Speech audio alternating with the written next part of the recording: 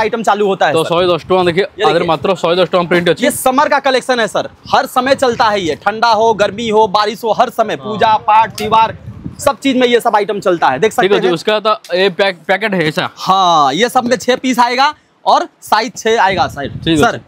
उसके बाद next premium quality थोड़ा दिखा दीजिए भैया लोग को। ये देखिए 260-70 से ये सब आइटम प्रीमियम क्वालिटी का स्टार्ट होता है सर। ये देखिए आइटम तो ये बढ़िया अच्छी देखि बरतबे मात्र 555 टका अच्छी आदर अपन 2 पीस, ये सब का 2 पीस रहउची सर। ये सब का पेंट देखिए सर, ये सब का पेंट अगर खरीदे जाइएगा तो मेरे हिसाब से कम से कम 195-200 रुपए का ये सब पेंट आ जाएगा, ठीक है।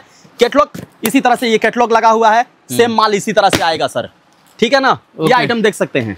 हाँ कलेक्शन हमारे यहाँ आइटम अपन देख ले आउ किछ देखिए साड़ी बर्तन देखिए ऊपर काउंटर रे। ये आइटम देख सकते हैं। हां बहुत बड़ा कलेक्शन है। आइए मैं साड़ी में कुछ ले चलता हूं आपको।